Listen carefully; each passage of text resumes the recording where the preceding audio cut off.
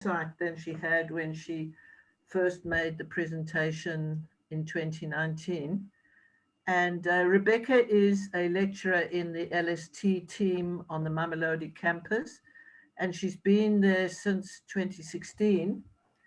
And besides that, she's got a background in, what's it, dental techniques? Dental therapy and community dentistry. Yeah, so that's quite an interesting background. And so Ruebecca, I think we'll just hand it over to you. It's about writing. It should be relevant to absolutely everybody. And we're glad to have Hermine here. Hermine, thanks for joining us. It's a very pleasure to have you here. And I saw Polite is here as well. So Ruebecca, please go ahead. Thank you, Marissa. Good afternoon, everybody.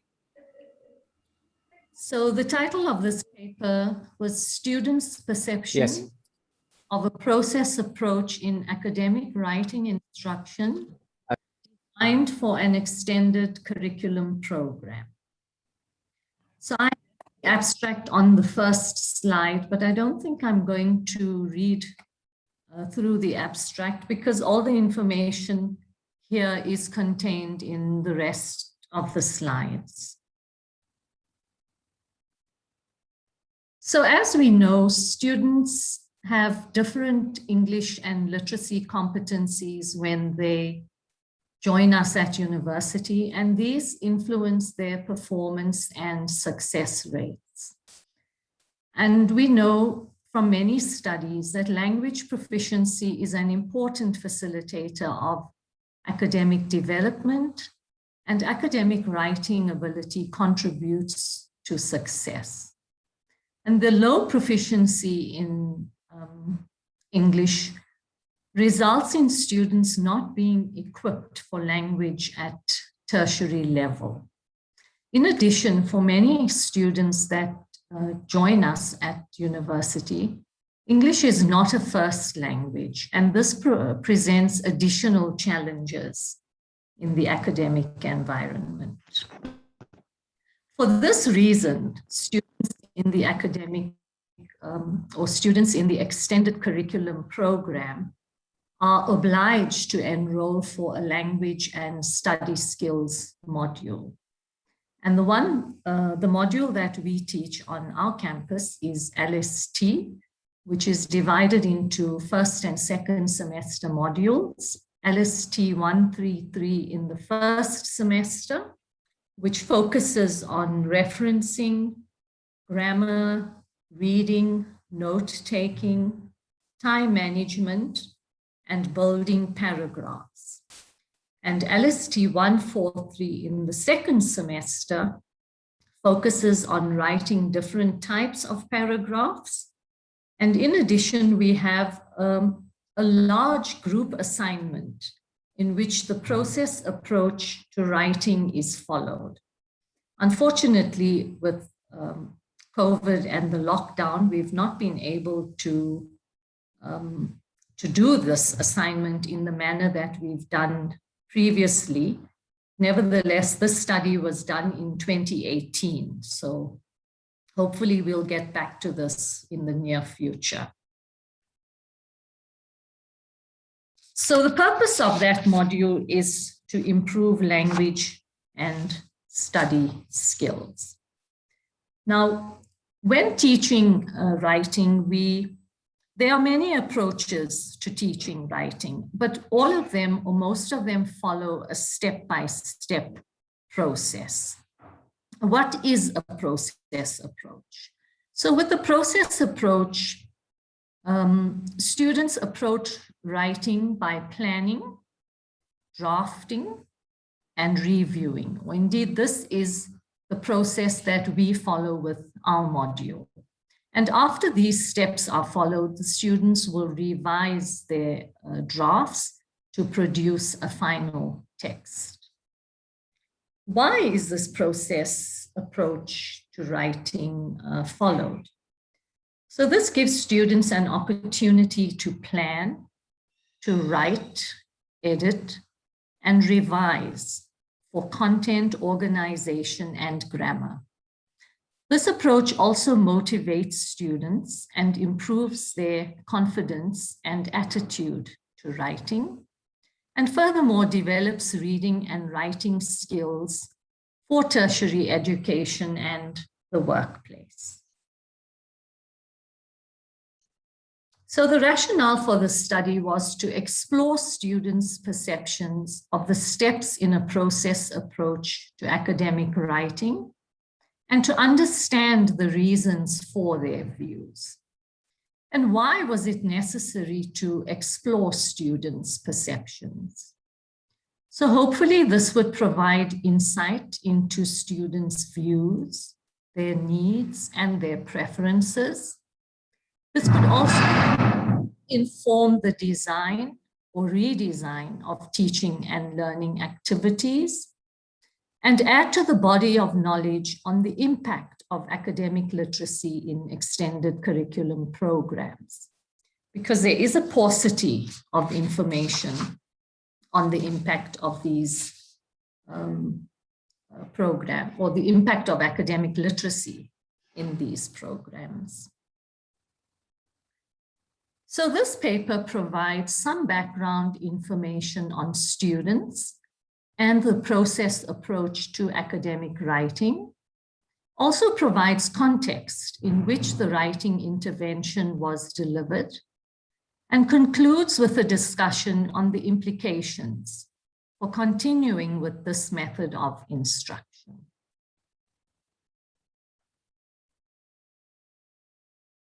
From the literature, we see that writing, or the literature describes writing as a complex skill, where ideas are organized into sentences. And the strategies of the process approach encourage students to focus on the process of writing. And a step-by-step approach decreases student anxiety when writing. So I've listed here the 3 steps that we follow, or the process that we follow in LST. So the first step is planning.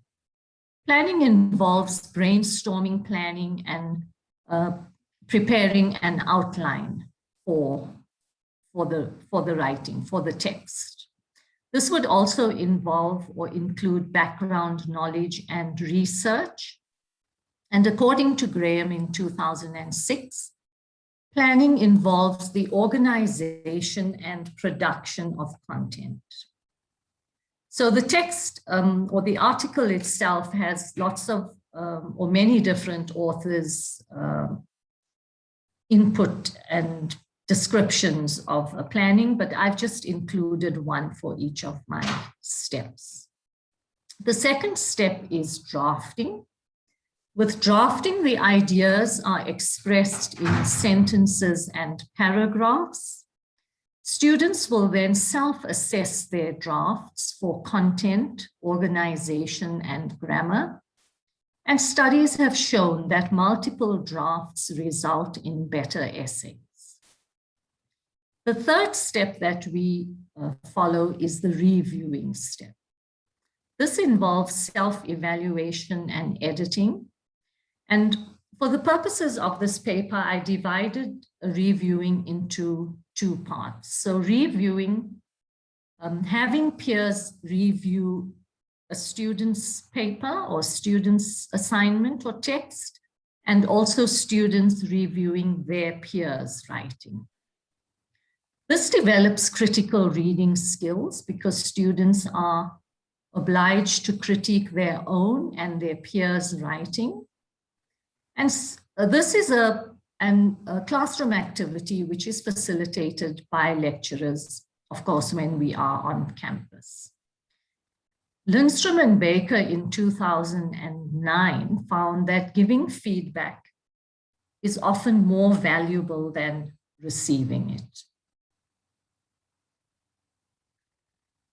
So this method of teaching stems from peer-assisted learning, which is based on Vygotsky socio-cultural theory, where learning does not take place in isolation and rather occurs through participation in social experiences.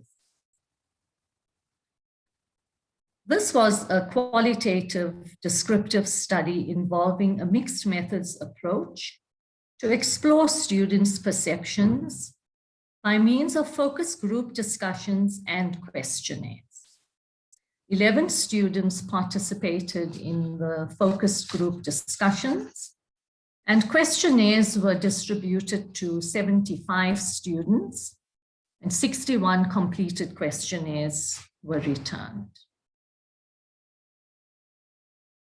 So for both the focus group discussion was question guided, and the questions for the focus group discussions and the questionnaires included the following questions.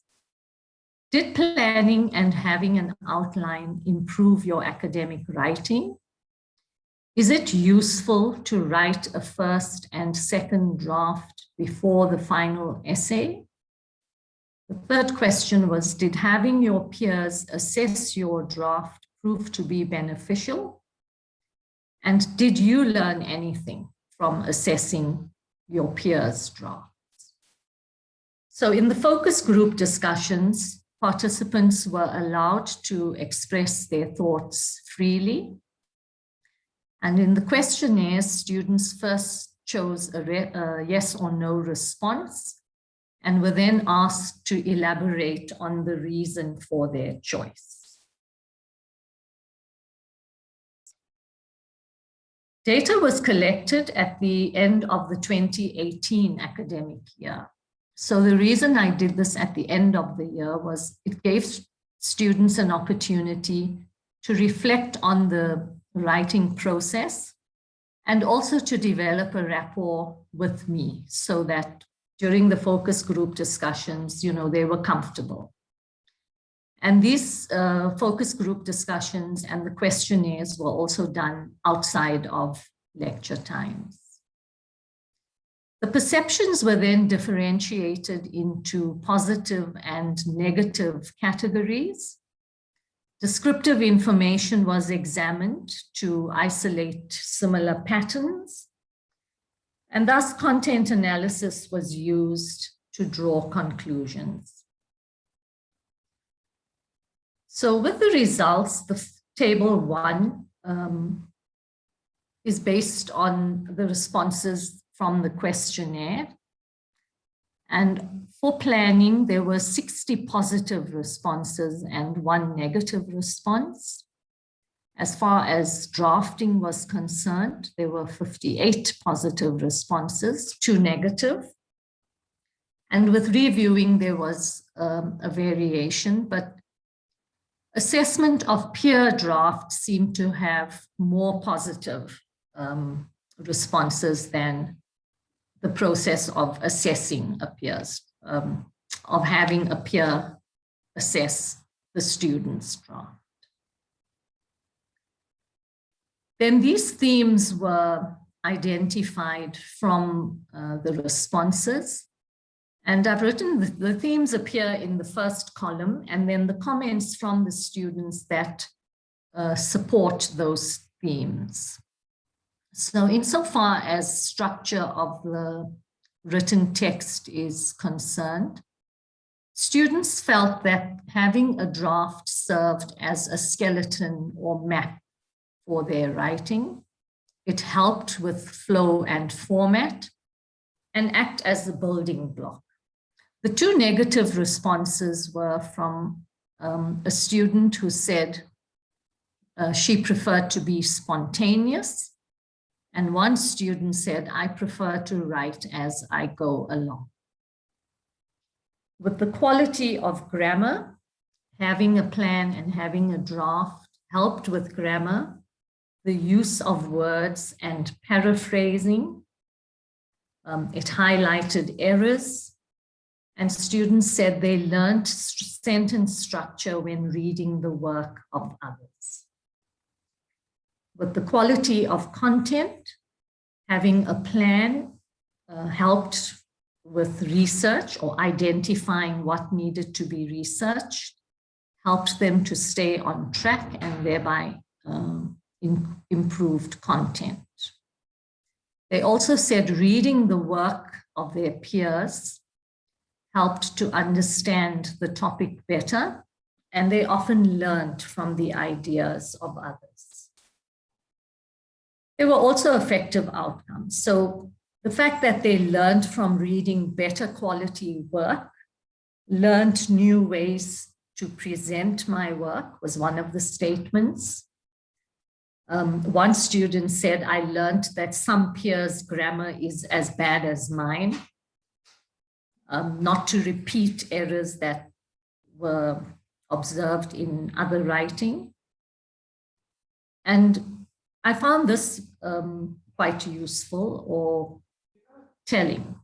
So a student said, I improved when I saw others doing more than the minimum criteria. So it certainly served to motivate students. So the feedback indicated that students perceive the process approach to be beneficial to their academic writing. And then I looked at the questionnaires and the responses from the questionnaires. And the response to the first question, did planning and having an outline improve your academic writing? Students said this was useful to focus thoughts and ideas. It helped with format and structure and guided research. And this is consistent with the findings of Torrance in 2016, who stated that planning helps to generate and organize ideas. So the second question on the questionnaire, did writing and editing a draft help?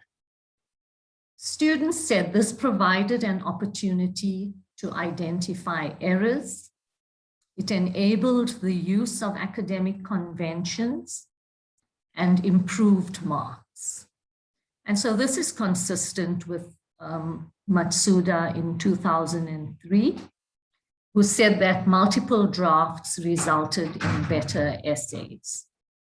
However, I still thought we should keep in mind that there were 2 students who preferred to write a final draft only and were not too keen on rough drafts. So the third question, was your peers' assessment of your draft useful? So of the 61 respondents, 23 had negative responses. And this was the type of response that we saw. So many felt that peers were on the same level, and it was very much a situation of the blind leading the blind. Quite often there were invalid corrections. So if something was actually right, a student indicated that it was not correct. They also felt that students or their peers were not serious about reviewing their work. And they were not doing it wholeheartedly and somehow felt obliged to do this. So this contradicts the findings of Paulus in 1999, who said peer feedback is effective and useful, and Matsuda in 2003, who stated that multiple drafts and feedback from various sources added to academic writing. From the positive responses, they did say that peers noticed errors that were overlooked by the writer. And so the last question on the questionnaire on the usefulness of assessing peers' drafts, students felt this exercise was useful. It raised awareness of common errors which could be avoided. It was motivating as essays from a different perspective and those above and beyond requirements served as motivation. It was beneficial, particularly sentence structure and grammar of well-written texts. So this is consistent with the findings of Noonan in 1991, who stated that peer-peer activities increase motivation and kindle a positive attitude towards writing. And Lindstrom and Baker in 2009, who stated that feedback to peers is equally, if not more valuable as a learning experience. And in 2016, Falchikov said students involved in assessing and providing feedback learn and produce better work. So in conclusion, the aim of this study was to obtain insight into students' perceptions of the effectiveness of the steps in the writing process and the reasons for their views. The results indicated that students in the extended curriculum program perceive the process approach to writing as a beneficial exercise. These results also highlighted students' expectations and negative experiences with peer assessment.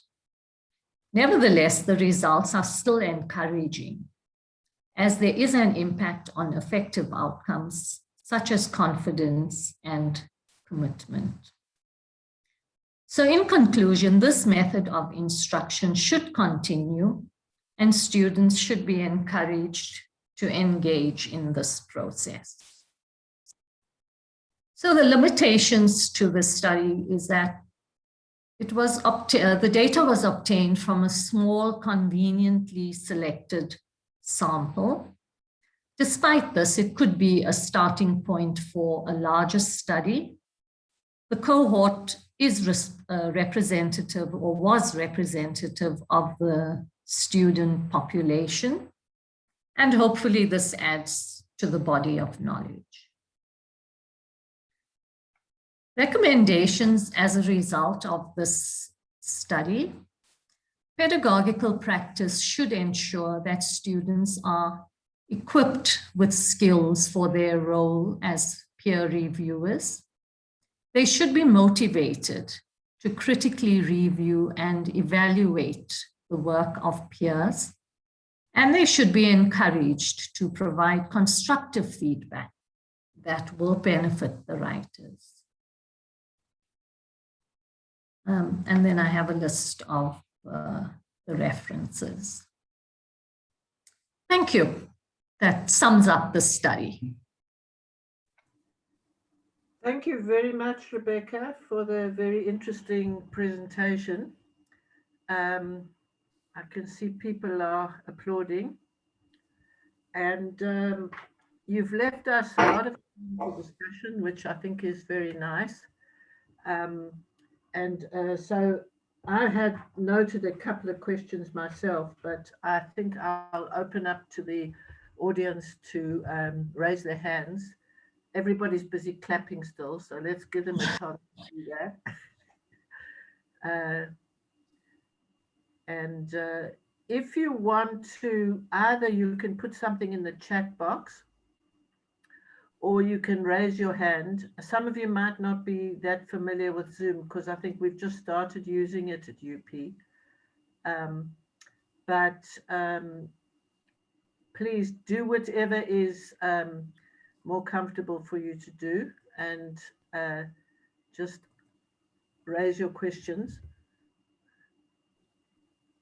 And then if you want to ask a question, you can unmute and then ask your question. Is that a hand? Is that a raised hand? Marissa, can I ask a question? It's Ermine speaking. Yes. Let me just introduce you, Ruebecca. This is Ermine from University of Cape Town. She gave the last seminar. Go ahead, Ermine. Thank you very much, Ruebecca. I found that really interesting. I used to work in language myself quite a lot, and I found a particularly interesting that discrepancy that you find in peer evaluation. That students liked giving, liked reviewing and learned from reviewing, but that they somehow had problems around the kind of reviews they received. And I just thought that that was actually very valuable. I mean, I'm not really asking a question here, but I'm wondering what one can do with that, because it feels to me as if there's something quite interesting sitting there that one could either use. Yeah, I mean, like, is there a way of, I mean, what sits behind the reluctance to get feedback? I mean, you did say that they feel that it's sometimes incorrect and so on. But I was wondering how either one strengthens people's ability so that it becomes really useful for students to get peer review from each other, or what else can one do with that discrepancy between them liking to give the reviews but not receiving it? So the plan for 2020 was actually to spend some time with students, sort of developing their skills and equipping them, and also motivating and encouraging them to give constructive feedback, and not just to do, to go through this process because they felt obliged to do it. But unfortunately, we didn't see the students in 2020, so if we see them later this year or towards the end of next year, I think we need to spend time just saying to them that this is an important process. It's not just, don't just go through the motions, do it wholeheartedly, and everyone's going to benefit. You will benefit from reviewing, and your peers will benefit from constructive input or feedback. That was carry on. I wanted to add a question. My colleagues will agree. Yeah.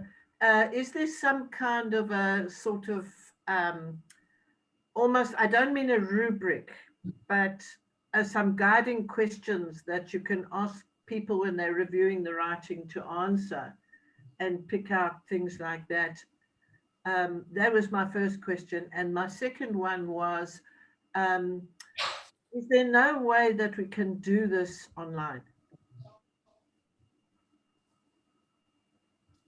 I suppose we could. We'd have to have students exchanging texts with each other. It would involve a bit of admin, but yeah, nothing's impossible.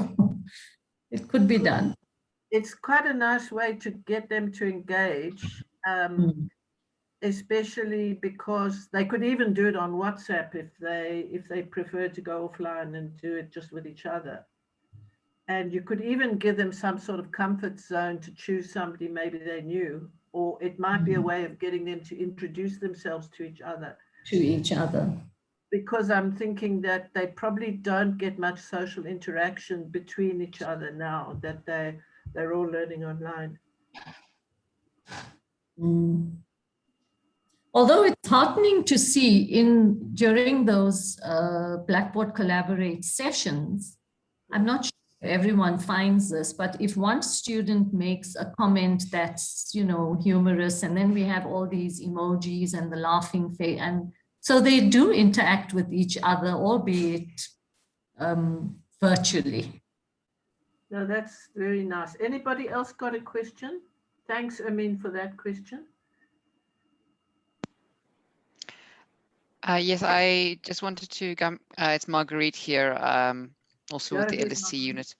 And I just wanted to come in with the suggestion of potentially doing this online with the students. I think that there is certainly space to explore ways of doing that, but it is made more difficult by the fact that not all of our students have consistent access. So we are quite concerned about putting them in groups and having them do group assignments where there will be students who are not able to interact fully with the groups that they are placed in. So they might feel excluded, and on the other side, and on the other hand, the students who are participating might feel as if they are being put under undue stress because they don't have all members. Makes this a bit more difficult and complicated to do, but it is something that could be done by email, actually. I mean, if you put them in pairs rather than in groups.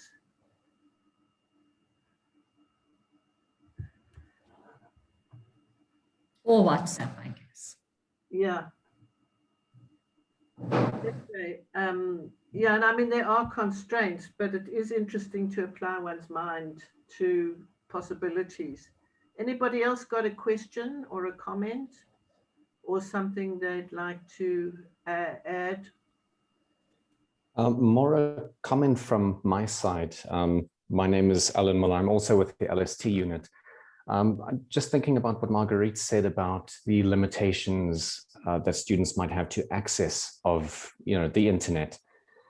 I think another problem would also be that reviewing text in a digital format requires a certain level of technological acumen as well.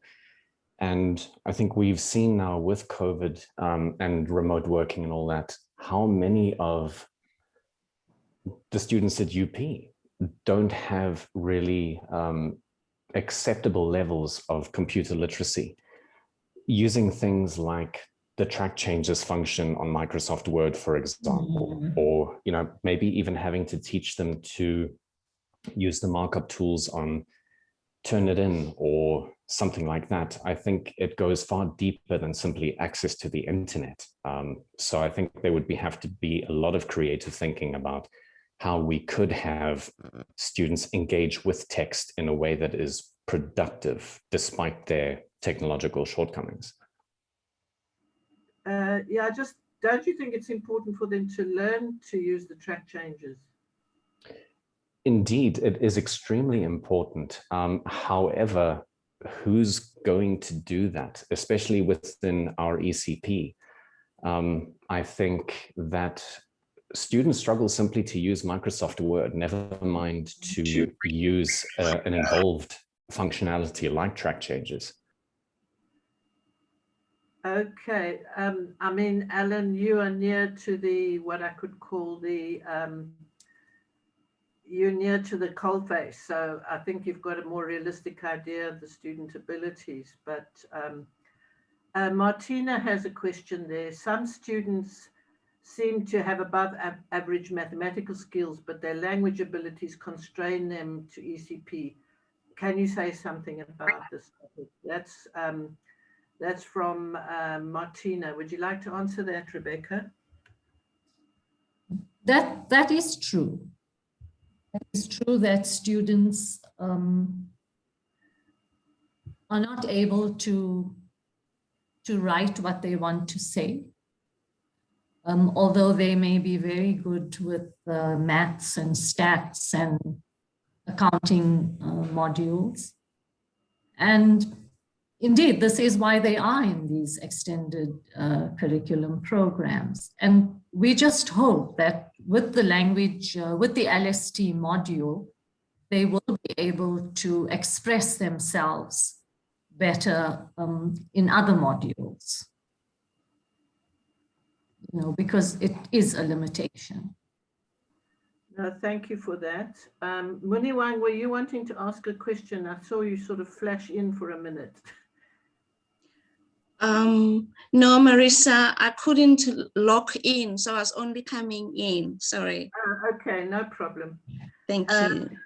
Any other questions from other people? Amin, is that an old hand or is that the same question that you asked earlier? Sorry, I don't know how to put down my hand. Let me see. Where it says raise hand, you just go there, back there. Okay, great.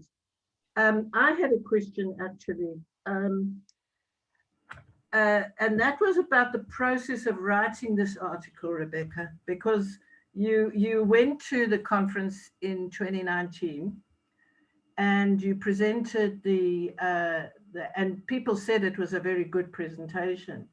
So I was really glad when you volunteered to join this process of producing the refereed article. Would you like to reflect on what you've learned through that process of writing the article in a refereed form? And were there any new insights that you got into your data?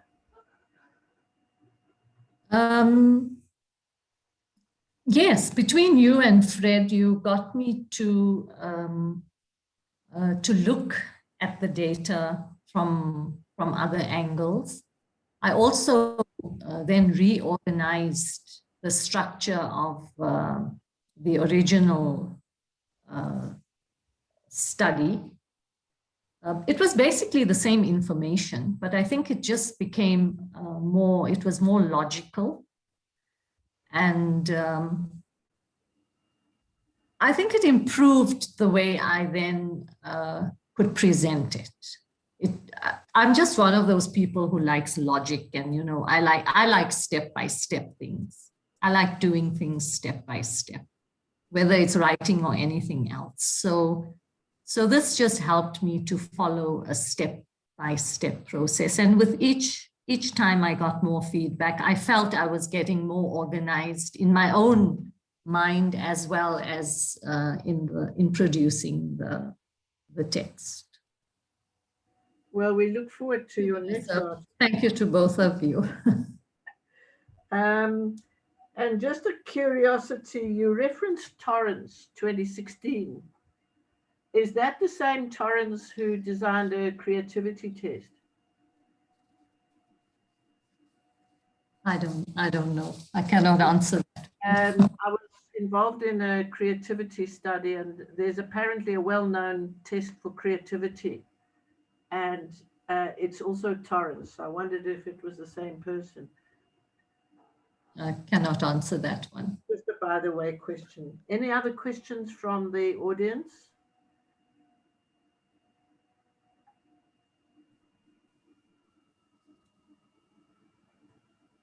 Okay, so I think what remains is to say thank you very much for taking the time to prepare this for us. I enjoyed listening to your presentation. I'm sure everybody else did as well. So maybe if we can just give her a hand, a virtual hand again. And just to say, I think the next one is in July, and I think it is Dr. or Mr. Rodney Mudau, who's doing a PhD study from health sciences. So I'm sure Ruebecca will be the first one, since she was in health sciences before. So, thanks very much for attending, especially to our two colleagues from Cape Town. It was very nice to see you again. And, feel free to attend in the future. Thank you very much. Thanks for having us. Thank you. So, and thank you, Joni, for setting the seminar up. And those of us who are having load shedding can go back to our cold lunch.